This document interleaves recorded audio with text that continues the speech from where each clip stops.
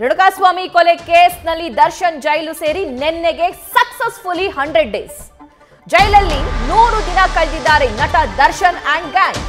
ಸದ್ಯ ನ್ಯಾಯಾಂಗ ಬಂಧನದಲ್ಲಿರೋ ಪ್ರಕರಣದ A2 ಆರೋಪಿ ದರ್ಶನ್ ಬಳ್ಳಾರಿ ಸೆಂಟ್ರಲ್ ಜೈಲಿನ ಹಕ್ಕಿಯಾಗಿ ಕಾಲ ಕಳೀತಾ ಇದ್ದಾರೆ ದಾಸ. ರಾಜಾತೀತ ವಿವಾದದಿಂದ ಬೆಂಗಳೂರಿಂದ ಬಳ್ಳಾರಿ ಜೈಲಿಗೆ ಅವ್ರನ್ನ ಶಿಫ್ಟ್ ಮಾಡಲಾಯಿತು. ಆ ಜೈಲಿಗೂ ಕೂಡ ಅವರಿಗೆ ಒಕ್ಕೊಳ್ಳೋದಕ್ಕೆ ಸಾಧ್ಯವಾಗ್ತಾ ಇಲ್ಲ. ಇನ್ನು ಬಳ್ಳಾರಿ ಜೈಲಿಗೆ ತಾಯಿ ಮಗನನ್ನ ನೋಡೋದಕ್ಕಂತ ಇವತ್ತು ತೆರಳಿದ್ರು. ಸೊ ರೇಣುಕಾಸ್ವಾಮಿ ಕೊಲೆ ಪ್ರಕರಣಕ್ಕೆ ಸಂಬಂಧಪಟ್ಟಂತೆ ಜೈಲು ಸೇರಿ ದರ್ಶನ್ ಅಂಡ್ ಟೀಮ್ 100 ದಿನ ಕಳೆದಿದೆ.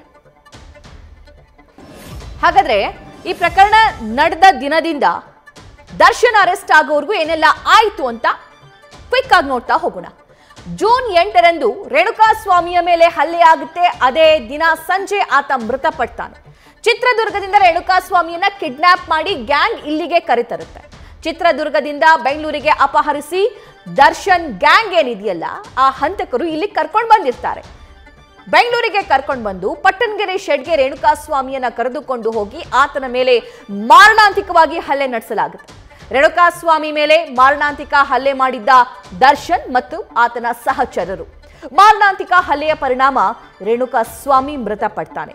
ಇನ್ನು ಜೂನ್ 9ರಂದು ಏನಾಯ್ತು ನೋಡ್ತಾ ಹೋಗೋಣ. ರೇಣುಕಾಸ್ವಾಮಿಯ ಶವವನ್ನ ಪತ್ತೆ ಮಾಡಲಾಗುತ್ತೆ. ಕೊಲೆಯಾದ ರೇಣುಕಾಸ್ವಾಮಿ ಮೃತದೇಹವನ್ನ ಈ ಹಂತಕರು ಬಿಸಾಕ್ ಹೋಗಿರ್ತಾರೆ. ಕಾಮಾಕ್ಷಿ ಪಾಳ್ಯ ಬಳಿಯ ಮೋರಿಗೆ ಆ ಶವವನ್ನ ಬಿಸಾಡಿದ್ರು. ಒಂದು ಕಾರು ಆಟೋ ಬಳಸಿ ರೇಣುಕಾ ಶವವನ್ನ ಬಿಸಾಕಲಾಗಿತ್ತು. ಬಡ್ಡಿ ಕಟ್ಟಲಾಗದೆ ಸೀಸ್ ಮಾಡಿದ್ದ ಆಟೋದಲ್ಲಿ ಶವವನ್ನ ಸಾಗಾಟ ಮಾಡಿದ್ರು. ಶವ ನೋಡಿದ ಅಪಾರ್ಟ್ಮೆಂಟ್ ಭದ್ರತಾ ಸಿಬ್ಬಂದಿ ಪೊಲೀಸರಿಗೆ ಕಂಪ್ಲೇಂಟ್ ಕೊಟ್ಟಿರ್ತಾರೆ.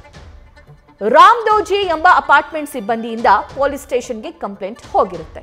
ನೆಕ್ಸ್ಟ್ ಡೇ ಏನಾಯ್ತು? ಜೂನ್ 10ರಂದು ದರ್ಶನ್ ಪಾತ್ರ ದೃಢಪಡುತ್ತೆ. ಅದರಲ್ಲಿ ಕೊಲೆ ಬಳಿಕ ಶರಣಾಗುವ ಪ್ಲಾನ್ ಅನ್ನ ಆರೋಪಿಗಳು ಮಾಡಿಕೊಂಡಿರ್ತಾರೆ.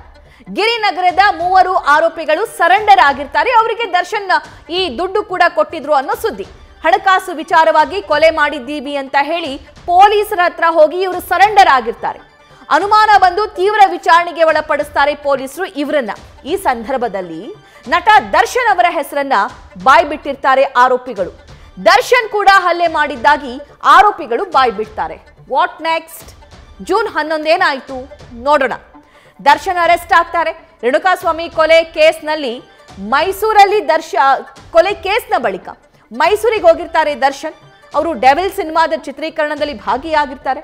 ಬೆಳಿಗ್ಗೆ ಜಿಮ್ ಅಲ್ಲಿ ಅವರು ವರ್ಕೌಟ್ ಮಾಡ್ತಾ ಇದ್ದಾರೆ. ಅದೇ ಸಂದರ್ಭದಲ್ಲಿ ಅವ್ರನ್ನ ಅರೆಸ್ಟ್ ಮಾಡ್ತಾರೆ ಪೊಲೀಸರು.